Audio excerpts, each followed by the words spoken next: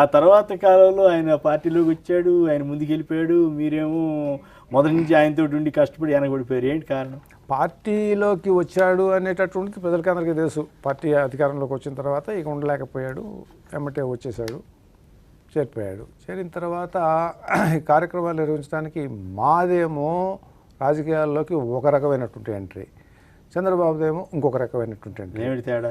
చంద్రబాబుది ఏంటంటే ఆల్రెడీ రాజకీయాల్లో ఉన్నాడు, అధికారం అంటే ఏంటో తెలుసు, అధికారంలో ఉన్నటువంటి వ్యవస్థకు సంబంధించినటువంటి విషయాలు తెలుసు. మేమేమో వ్యవస్థని బాగు చేయాలి అనేటటువంటి ఒక రకమైనటువంటి సంకల్పం ఉన్నటువంటి మనుషులుగా, ఎందుకంటే జయప్రకాష్ నారాయణ ఆ నేషనల్ ఆ మూమెంట్లో మేము సింపథైజర్స్గా ఉండి ఆ రకమైనటువంటి భావజాలంతో ఉన్నటువంటి వాళ్ళము. సో డబ్బులు లేకుండా రాజకీయం చేయటం అనేది సాధ్యం అనేది మేము విశ్వసించి వచ్చినటువంటి వాళ్ళం. చంద్రబాబుకి ఏంటంటే అది జీవనం కాదు ఆయనకి. ఏంటది? అంటే జీవనం అంటే మరి రాజకీయాల జీవనం కదా, అలాగే ఇప్పటి వరకు చూసుకుంటా అదే కదా. ఏదైనా చేయగలడు, దాన్ని రాజకీయం కోసం ఏదైనా ఏ రకమైనటువంటి ప్రయత్నం కానీ, ఏ రకమైన సాహసం కానీ, ఏ రకమైనటువంటి ప్రక్రియ కానీ ఆయనకి అలవోక అది. అంటే ఏదో మీరు ఏదో ఏదో పరోక్షంగా చెబుతున్నారు. పరోక్షం అంటే ఇంకా డైరెక్ట్గా చెప్పమంటారు? చెప్పమంటే కదా, మీరు అన్నదానికి అర్థం జనానికి అర్థమైతే చెప్పండి. ఏ రకమైన అంటే అంటే అడ్డగోలు పనులు కూడా చేస్తారా? అడ్డగోలు పనులు అంటే ఏం చేయకూడదని ఉంది దాంట్లో.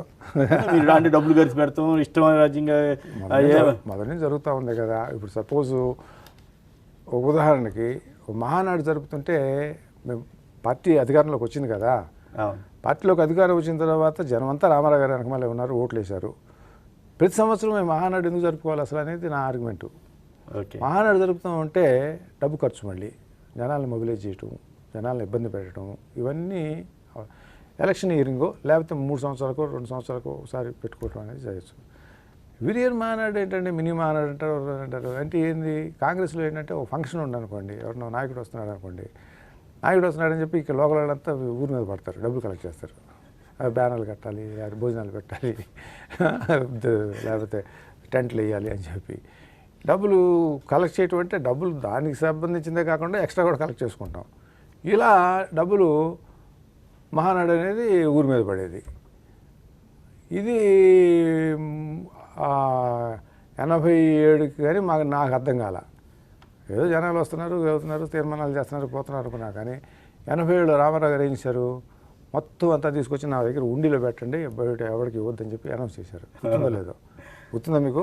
నాకేం తెలియదు. విజయవాడ మహానాడులో ఉండీలాగా పెట్టించి ఎవరన్నా ఒక ఇండస్ట్రియలిస్ట్ వస్తే, జనం వేసింది కాదు, ఎవరన్నా వస్తే డబ్బులు ఇస్తే దాంట్లో వేయండి అని చెప్పి, అప్పుడు ఆ మహానాడుకి ఖర్చు పోను ఒక 60 లక్షలు మిగిలింది. ఓకే, ఉండీల్లో వేస్తే అంటే 60 లక్షలు మహానాడు ఖర్చు పోను మిగిలినట్టుగా. అంతకుముందు లెక్క జమ లేదు మాకు. నిజమా అంటే ఆశ్చర్యపడబాకండి. మరి లెక్క జమ అంటే లేదనే కదా ఆయన ఉండీలో వేయమని చెప్పింది. అంతకుముందు ఉంటే 60 లక్షలు పెట్టి గండిపేటలో పార్టీ ఆఫీసు కట్టిన సంగతి మనకు తెలుసు కదా. డబ్బంతా ఏమైపోయింది అంతకుముందు జరిగినవన్నీ. అలా ఉంటవి డబ్బు రాజకీయాలు అని చెప్పడానికి ఉదాహరణ చెప్పారు, కానీ ఉదాహరణలో చాలా అర్థం వచ్చేది చెప్పారు. అది నాకు అర్థం వచ్చేటప్పుడు అర్థం ఉంది కాబట్టి చెప్పాను. అవి అంటే అంతకుముందు చంద్రబాబు నిర్వహించాడు కాబట్టి అని మీకు అనుమానమా? 100% దాంట్లో డౌట్ ఏముంది.